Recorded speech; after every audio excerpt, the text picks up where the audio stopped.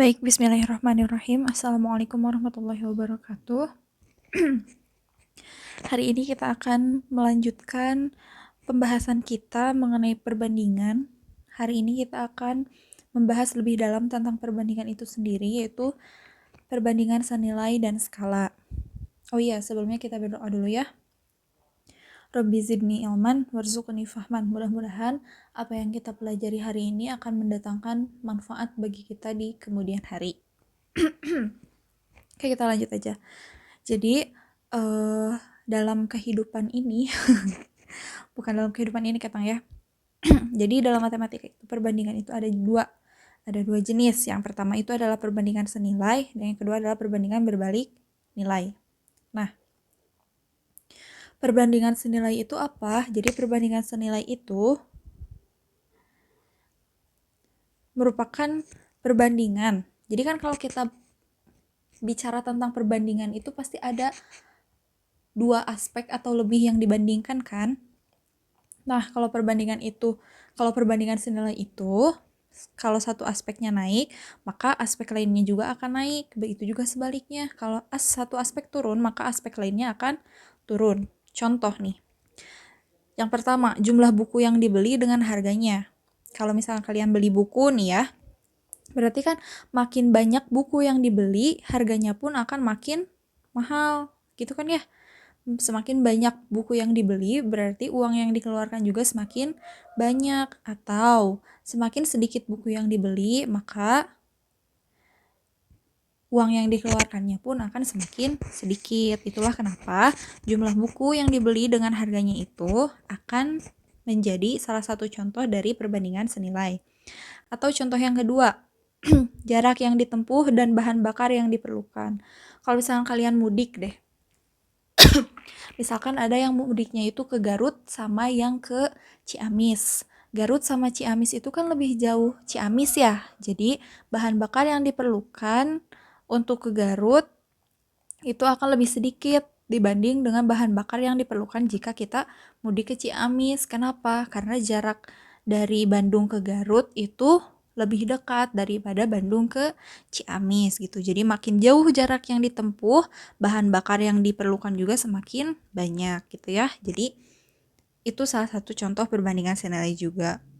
Kemudian contoh yang ketiga, waktu Google Meet dan kuota yang dihabiskan gitu. Kayak misalkan kalian nih, kemarin Google Meet sama saya, Google Meet 5 menit sama Google Meet 50 menit, itu pasti kuota yang dihabiskannya beda kan? Pasti kuota yang dihabiskan untuk Google Meet 5 menit itu lebih sedikit dibandingkan dengan Google Meet yang 50 menit gitu. Jadi semakin lama waktu kita Google Meet akan semakin banyak kuota yang dihabiskannya. Kemudian yang kedua itu adalah perbandingan berbalik nilai. Kalau tadi itu perbandingan senilai, dua-duanya sama-sama naik atau sama-sama turun. Nah, kalau perbandingan berbalik nilai mah, kalau satu aspek naik, maka aspek lainnya akan turun. Kalau satu aspek turun, maka aspek lainnya akan naik gitu. Jadi terbalik gitu ya, saling berbalik. Kemudian contohnya kayak ini. Yang pertama, jumlah pekerja dengan waktu penyelesaian. Misalkan ya, orang tua kalian teh mau bikin rumah, terus jumlah pekerjanya cukup 4 orang aja lah gitu ya. Berarti waktu yang dibutuhkan untuk menyelesaikan rumah itu akan lama kan gitu ya. Jumlah pekerjanya sedikit, waktunya yang dibutuhkan itu akan banyak gitu. Sementara kalau misalkan orang tua kalian mau bikin rumah, terus jumlah pekerjanya pengen 40, berarti waktu penyelesaiannya juga akan lebih sedikit atau lebih cepat, lebih singkat gitu. Kemudian yang kedua, kecepatan dengan waktu tempuh. Kayak misalkan gini, kalian mau pergi ke sekolah, antara naik sepeda dengan naik motor. Sepeda dengan motor kan kecepatannya itu lebih cepat motor ya. Nah, jadi naik sepeda sama naik motor lebih cepat mana gitu. Oh, tentu lebih cepat motor. Berarti nanti kalian nyampe ke sekolahnya itu akan lebih cepat saat kalian naik motor. Itulah kenapa ketika kecepatannya tinggi, waktu tempuhnya juga akan sebentar. Begitu juga sebaliknya, ketika kecepatannya rendah, ketika kalian misalkan naik sepeda, maka waktu yang ditempuhnya juga akan lebih lama. Atau kalau misalkan kalian pergi ke satu tempat, atau misalkan kalian ke warung gitu ya, antara lari dengan jalan itu akan lebih cepat lari gitu. Dalam arti ketika kalian jalan, waktu tempuhnya itu akan lebih lama. Sementara ketika kalian lari, itu waktu tempuhnya akan lebih cepat atau lebih sedikit. Begitu. Terus yang terakhir contohnya jumlah hewan dengan waktu penghabisan makanannya. Kalau kalian punya kucing misalkan ya, terus kalian beli makanan kucing. Kalian misalkan punya kucing 1. Terus kalian punya kucing 1, terus kalian beli makanannya itu misalkan 1 kilogram, cukup untuk 1 minggu. Untuk 1 minggu gitu ya. Akan berbeda kalau misalkan kalian punya kucingnya 5. Itu kan berarti yang 1 kilogram ini dia nggak akan mungkin habis dalam 1 minggu kan, bisa jadi dia habisnya cuma dalam waktu 2 hari gitu. Jadi semakin banyak kucing, maka makanan yang habisnya juga akan lebih cepat gitu. Jadi makin banyak kucing, makin cepat waktu habis makanannya gitu ya. Kemudian ini kalian silahkan tulis ya contoh-contohnya, kemudian definisi-definisinya kalian silahkan tulis, catat, rangkum. Nanti rangkumannya harus dikumpulkan di Edmodo. Selanjutnya, ini contoh soal. Kalian bisa buka latihan 2 halaman 194. Sebetulnya untuk nomor 4 ini ada di halaman 195 sih. Kalian juga ini soalnya nggak apa-apa, nggak usah ditulis, tapi nanti di buku tulis kalian tulis apa yang diketahui, ditanya dan dijawabnya ya. Kita baca. Untuk menempuh jarak 60 km, sebuah mobil menghabiskan 5 liter bensin. Berarti 5 liter itu habis 5 liter. Gimana bentar. Untuk menempuh jarak 60 km, sebuah mobil menghabiskan 5 liter bensin. Tuh. Berapa liter bensin yang diperlukan mobil untuk menempuh jarak 84 km? Nah, berarti kan ini jadi kita nggak tahu kan berapa gitu ya bensin yang diperlukan, kita misalkan dengan X. Nah, cara nulis perbandingannya tuh gitu. Sekali lagi ya, saya tulis ulang perbandingannya. 60 km itu memerlukan 5 liter bensin. Kalau 84 km butuh berapa gitu. Nah, cara pengerjaannya gampang. Kita tinggal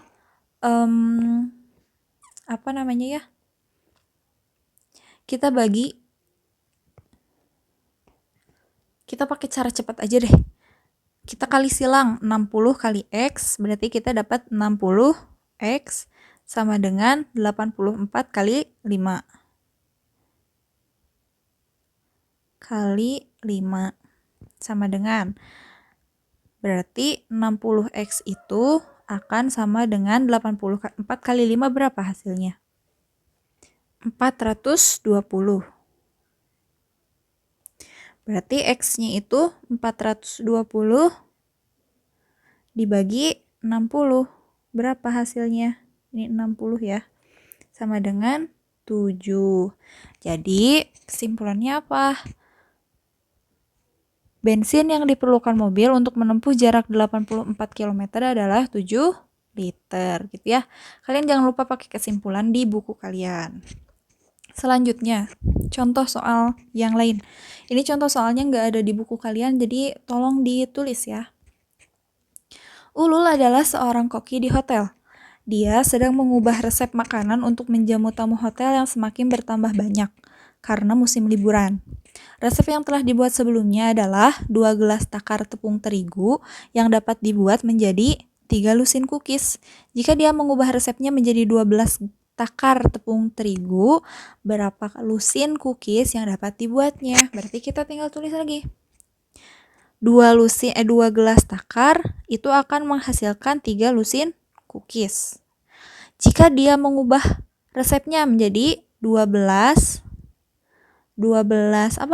gelas takar, itu akan menghasilkan berapa cookies, berapa lusin cookies gitu kan. Berarti kita tinggal kali silang lagi seperti biasa. 2 kali X, 2X sama dengan 12 kali 3, 36. Berarti X-nya adalah 36 dibagi 2. Hasilnya berapa? 18. Jadi kesimpulannya, titik-titik kalian tuliskan ya. Jadi, cookies yang dapat dibuat ulul dengan 12 gelas takar adalah 18 lusin. Gitu. Caranya gampang, tinggal kali silang aja. Oke. Selanjutnya, kita masuk ke yang namanya skala. Kalian pasti pernah belajar tentang skala di SD kan? Nah, hari ini kita akan membahas lagi tentang skala ini. Ini di sini tertulis skalanya itu. Skala itu kan biasanya ada di peta ya. Ini tertulis skalanya itu 1:1 juta. Artinya 1 cm di peta mewakili 1 juta cm di jarak sebenarnya gitu, di daerah sebenarnya. 1 juta cm itu berapa kilometer sih? 10 kilometer gitu. Nah, kita akan masuk ke contoh soal nanti. Sebelum masuk ke contoh soal, kalian mungkin dulu pernah ngafalin rumus ya. Rumus skala ini kayak gini gitu ya. JP, jarak pada peta itu skala dikali jarak sebenarnya. Atau rumus skala itu JP bagi JS. Terus JS itu jarak sebenarnya itu bisa dicari dengan jarak pada peta dibagi skala gitu dan seterusnya. Yang ingin saya tekankan di sini, saya tidak ingin kalian menghafal rumus ini. Ingat ya, saya tidak ingin kalian menghafal rumus ini. Pokoknya gak mau. Nah, gimana caranya gitu? Kita akan pakai konsep perbandingan senilai. Gimana caranya? Nih, contoh soal lagi. Kalian harus tulis contoh soal ini.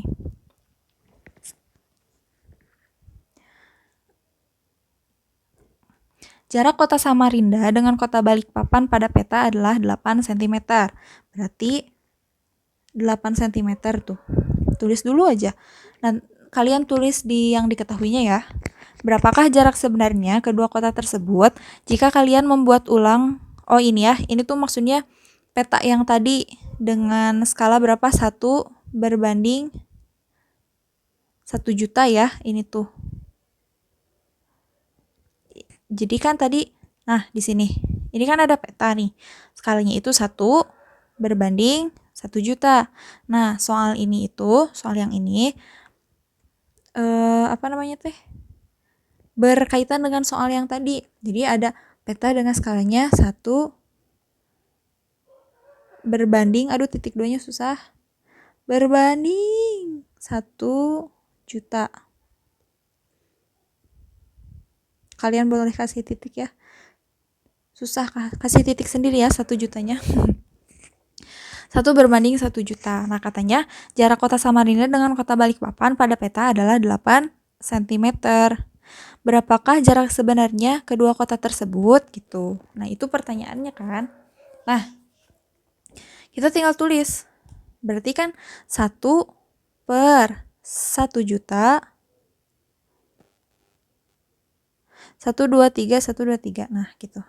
Kan ini tuh yang 1 di atas itu, 1 yang ini dia adalah jarak pada peta kan, sementara yang 1 juta ini dia adalah jarak sebenarnya. Berarti kita tinggal tulis. Yang sebelahnya berarti 8 kan? Nih, yang 8 ini kita tulis 8. Jarak pada petanya 8. Nah, jarak yang sebenarnya berapa gitu. Kan tadi sudah saya jelaskan, yang 1 berbanding 1 juta itu artinya 1 cm pada peta mewakili 1 juta cm pada daerah yang sebenarnya. Berarti kita bisa tuliskan, ini jarak pada peta, ini juga jarak pada peta. Udah dituliskan ya. Ini 1 juta jarak sebenarnya, ini X, Kan yang ditanyakan jarak sebenarnya berapa. Habis ini gimana caranya? Gampang ya. Tinggal dikali silang lagi. 1 kali X, berarti X. 1 juta kali 8, iya 8 juta dong. 8 juta sentimeter. 8 juta sentimeter tinggal kita ubah ke dalam bentuk kilometer. Berapa kilometer? Berarti dibagi berapa sih harusnya? Dibagi 100.000 kan, berarti jadi tinggal 80 kilometer. Jadi jarak kota Samarinda dengan kota Balikpapan dalam keadaan sebenarnya adalah 80 kilometer, gitu ya. Nah, selanjutnya, jika kalian membuat ulang peta di atas sehingga jarak kota Samarinda dengan kota Balikpapan adalah 2,5 cm, berapakah skala peta yang baru? Berapakah skala peta yang baru yang kalian buat? Sebelum ngerjain yang itu, coba kalian pause dulu videonya, terus tulis dulu jawabannya ya, karena saya mau hapus jawabannya. Sudah saya hapus. Nah, soal yang kedua ini, soal poin 2 ini, jika kalian membuat ulang peta di atas, maksudnya peta yang tadi ya, yang di slide sebelumnya, sehingga jarak kota Samarinda dengan kota Balikpapan adalah 2,5 cm, 2,5 cm, berapa skala peta yang baru yang kalian buat? Skala itu kan jarak pada peta dibagi jarak sebenarnya kan, tadi 1/1 juta. Terus tadi udah ketahuan, ini kan skala yang pertama. Terus tadi udah ketahuan kalau misalkan jarak sebenarnya dari Samarinda ke Balikpapan itu adalah 80 km atau 8 juta cm kan. Nah, yang kilometer, iya cm. Nah, tadi kan udah dijelasin kalau skala itu adalah perbandingan antara jarak pada peta dibagi jarak sebenarnya. Berarti kita tinggal membandingkan yang 2,5 cm ini kita bandingkan dengan jarak yang sebenarnya. Berarti kita tinggal tulis skalanya adalah 2,5 per 8 juta. Gitu. Ini jarak pada petanya, ini jarak yang sebenarnya gitu. Nah, terus kita tinggal perkecil aja. Cara memperkecilnya gimana? Biar jadi yang atasnya tuh biar jadi 1 gitu ya. Berarti kan tinggal dibagi 2,5. Berarti 2,5 dibagi 2,5 itu hasilnya 1 per 8 juta bagi 2,5. Coba kalian hitung, boleh pakai kalkulator, nanti hasilnya itu akan jadi 3.200.000. Berarti skala yang barunya itu adalah sama dengan 1 berbanding, titik 2-nya susah lagi, berbanding 3.200.000 gitu ya. Ini skala yang barunya. Kemudian, nih contoh soal yang kedua. Suatu maket dibuat dengan skala 1/200. Kalian tahu maket itu miniatur. Ini kayak ini, miniatur. Suatu maket dibuat dengan skala 1/200. Ukuran panjang dan lebar setiap rumah dalam maket tersebut adalah 7,5 kali 4. Hitunglah ukuran panjang dan lebar rumah sebenarnya, kemudian perbandingan luas rumah dalam denah terhadap luas sebenarnya. Berarti kan kita mau nyari panjang dulu nih, panjang sebenarnya. Ini kita mau jawab yang A ya. Kita mau nyari panjang sebenarnya. Skalanya berapa? 1/200 kan? Ini 1 ini mewakili 1 cm dalam, jadi 1/1/200 atau 1/200 itu artinya 1 cm pada peta mewakili 200 cm pada kondisi yang sebenarnya gitu. Nah, terus katanya panjangnya itu 7,5, berarti kita tulis yang di petanya itu 7,5. Terus panjang sebenarnya berapa? X dong. Nah, terus kita kali silang seperti biasa. 1 kali X itu X. 200 kali 7,5 itu hasilnya berapa? 1.500. 1.500 apa? Sentimeter. Atau 1,5 meter. Iya nggak sih? Enggak, 15 meter ya. Salah. 15 meter. Tuh. Jadi panjang sebenarnya adalah 1.500 cm. Kalian pause dulu videonya, kalian tulis dulu karena saya akan hapus. Saya hapus ya.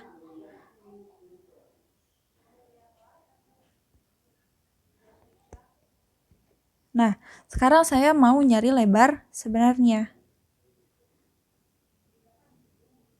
1/200 sama dengan lebar pada peta berapa? 4. Kan ini pada peta, berarti sama dengannya harus pada peta lagi. 4 per sebenarnya berapa gitu. Nah, kita tulis berapa. 1 kali X itu X. 200 kali 4 itu 200 cm. Atau sama dengan 20 meter. 2 meter. 2 meter gitu. Berarti lebar sebenarnya adalah 2 meter. Gitu ya. Kemudian kita lanjut perbandingan luas rumah dalam denah terhadap luas sebenarnya. Kalau luas rumah dalam denah berarti kan berbentuknya itu persegi panjang ya. Panjang kali lebar berarti luasnya itu sama dengan panjang kali lebar. Ini kita yang dalam denah dulu, berarti 7,5 dikali 4. 7,5 kali 4 berapa? 28, 30 berarti. 30 cm kuadrat. Nah, sekarang luas yang sebenarnya panjang kali lebar lagi kan? Tadi berapa panjangnya? 1.500. Dikali lebarnya berapa tadi? 200 ya? Sama dengan 30, 1, 2, 3, 4, 30.000 cm kuadrat. Terus kita bandingkan, ini luas pada denah, ini luas sebenarnya. Luas pada denah dibandingkan, ini tuh titik 2 ya. Luas sebenarnya sama dengan 30 berbanding 30.000. Jadi berapa nih? Berarti jadi 1 banding 1.000 kan? Sentimeter. Enggak. Jadi perbandingan enggak pakai sentimeter ya. Jadi perbandingan antara luas rumah dalam denah dengan luas sebenarnya itu 1 berbanding 1.000. Ini kenapa saya coret? Itu artinya teh dua-duanya dibagi 10 gitu ya. Atau saya dapat 1 banding 1.000 itu dari 30 dibagi 30. Jadi 1, saya bedain warnanya, 30 bagi 30 itu 1, 30.000 dibagi 30 itu hasilnya 1.000 gitu ya. Jadi perbandingan luas rumah dalam denah terhadap luas sebenarnya adalah 1 banding 1.000 gitu. Terakhir ada tugas di latihan 2 halaman 194 nomor 1 dan 2. Silahkan dikerjakan. Terima kasih atas perhatiannya. Assalamualaikum warahmatullahi wabarakatuh. Iya, berdoa dulu. Subhanaka Allahumma wa bihamdika asyhadu an la ilaha illa anta astaghfiruka wa atubu ilaik. Mohon maaf atas kesalahan-kesalahan. Tugasnya jangan lupa dikerjain, nanti kumpulin di Edmodo. Wassalamualaikum warahmatullahi wabarakatuh.